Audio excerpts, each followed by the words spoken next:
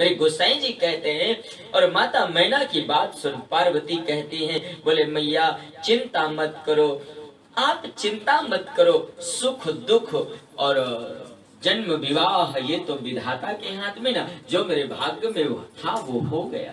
मेरे भाई बहन, यहाँ पर एक निवेदन करना चाहूं मैं पुनः कि शिव को पहचानना जानना बड़ा कठिन है। और जैसे ही माता मैना रोने लगी ना, तो देवर्षि नारद का आना हुआ।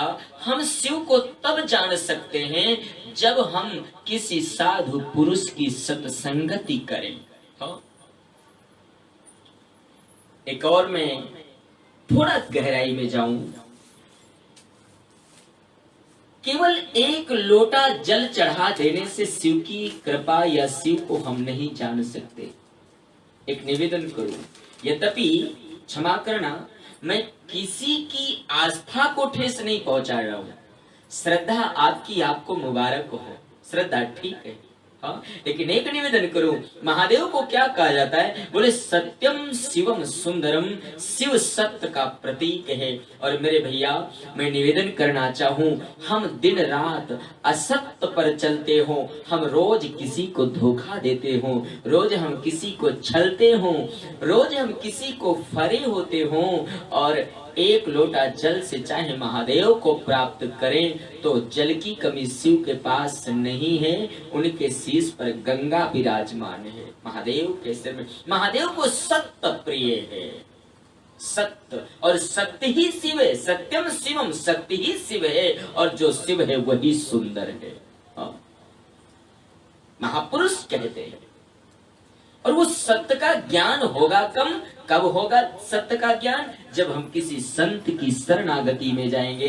और मैं निवेदन करूं, मानस के अनुसार यहाँ पर माता मैना नहीं पहचान पाई महादेव को, और जब नहीं पहचानती हैं तो नारद जी का आना हुआ। और नारद जी ने आकर के नारद जी कहते हैं, शिव के स्वरूप को परिचय कराते मैना से कहते हैं, देवी चिंता मत करो, ये महादेव है। हाँ? और तुम अपनी बालिका के लिए, जो आपकी बालिका आज है ना, बोले ये तुम्हारी कन्या तो ना, ये तो अनेक जन्मों से शिव की ही अर्धांगिनी है। आप चिंता छोड़ो और प्रसन्नता के साथ, महादेव, ये तुम्हारा सौभाग्य है कि महादेव आज आपके घर में आए हुए हैं और तुम विवाह करो। मेरे गोसाई जी कहते हैं, विवाह जैसे ही नारद ने संतनी आकर के जब सत्य की पहचान कराई तो सुंदर तैयारियां होने लगी और विवाह प्रारंभ हो गया। विवाह प्रारंभ हुआ, और जैसे विवाह प्रारंभ हुआ ना, कि राजा का नाम गणेश होता है। मेरे भैया, महादेव ने पूजन किया गणेश का, और रसिक जी महाराज ने आनंददायक 2-3 बातें लिखा। बोले ब्राह्मणों ने क्या किया? बोले ब्राह्मणों ने शिव जी के हाथ में जल दिया और बोले संकल्प बोल रहे हैं, संकल्प हम पढ़ रहे हैं, आप संकल्प लो। संकल्प लिया जाता है ना जल लेकर के। ब्राह्मणों ने कहा, जैसे ही बोला 3 बार बोलो विष्णु विष्णु विष्णु, 3 बार महादेव ने बोल दिया। और उसके बाद ब्राह्मणों ने कहा, दूल्हे राजा अपना नाम लो। शंकर भगवान ने अपना नाम ले लिया। संकल्प में बोला जाता है ना, अपना नाम लो, अपना नाम ले लिया। बोले अपने पिताजी का नाम लो। जैसे ही कहा पिताजी का नाम लो, महादेव इधर उधर देखने लगे, क्योंकि ये माँ तो पिता हीना है, इसका कोई माता पिता नहीं है महादेव का। महादेव तो महादेव है ना। और जैसे ही कहा अपने पिताजी का नाम लो, इधर उधर देखने लगे। भगवान इंद्र देवता सारे बैठे थे ना, उन्होंने कह दिया, इंद्र ने कहा बोल दो ब्रह्मा जी नाम है पिताजी का। शंकर जी ने बोल दिया, बोले पिता का नाम ब्रह्मा, क्योंकि ब्रह्मा तो सारे संसार के पिता हैं, वही रचना करते। आनंददायक महादेव का विवाह है ना। और वो नाई की पत्नी ने क्या किया, एक प्लेट में 2 पान रखा और लेकर के पान महादेव के पास जाती है और कहती है, पहुंची खवासन। बड़ी सुंदर कविता लिखा है महापुरुष ने। बुंदेलखंड में नाई को खवास कहते हैं। हाँ, बोले पहुंची खवासन लिए पान की डोली डोली, और बोली बचन दूल्हा जी पान यह खाइए। बोलिए पान खाओ। हाँ, और हो गयो विवाह को रीत रिवाज सब, अब चल के हमारो कछु नेंग तो दिवाइए। और उसने कहा अब हमारा नेंग भी दिलवा दो कुछ। महादेव विचार करने लगे, जब मैंने कुछ लिया नहीं तो तुम्हें दूं क्या, मेरे पास तो कुछ है नहीं। तो एक रुद्रगण बगल में बैठा था और उसने क्या किया, पीछे से शिव जी के गले से एक सर्प निकाला।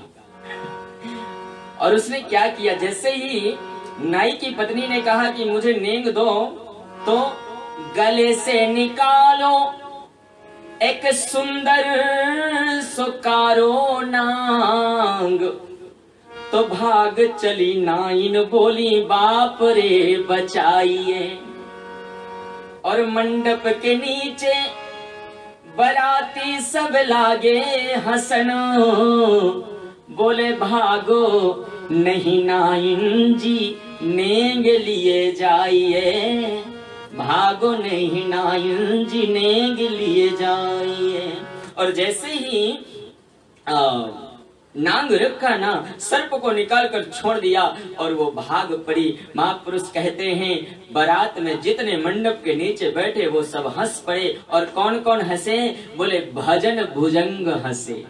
हाँ, बाराती हंसे और भुजंग यानी सर्प को भी हंसी आ गई। भजन भुजंग हंसे और सिर में हंसी गंगा, गंगा माता सिर में थी वो भी हंस पड़ी, सिर में हंसी गंगा। और ऐसो भयो दंगा महादेव के विवाह में। ऐसा महादेव का विवाह संपन्न हुआ और महादेव माता पार्वती को लेकर के कैलाश के लिए प्रस्थान करते हैं। मेरे भाई बहन, ये 11 दिवसीय राम कथा ज्ञान गंगा है। हाँ, लिस्ट दीजिए उनकी। ये 11 दिवसीय राम कथा ज्ञान गंगा प्रारंभ है। भवानी शंकर वंदे श्रद्धा विश्वास रूपिणो। मेरे भाई बहन, महादेव और माता पार्वती का पानी ग्रहण संस्कार होता है। भगवान शिव कैलाश में पहुंच गए और कैलाश में जब शिव पार्वती को लेकर के जाते हैं तभी राम कथा प्रारंभ होती है, क्योंकि विश्वास और श्रद्धा जब मिले तभी राम कथा प्रारंभ हुई। इस कथा में आज शिव विवाह हुआ और मैं शिव महादेव के, शिव और माता पार्वती के विवाह की समस्त यजमान परिवार को मंगल कामना देता हूँ, बधाई देता हूँ आप सभी को।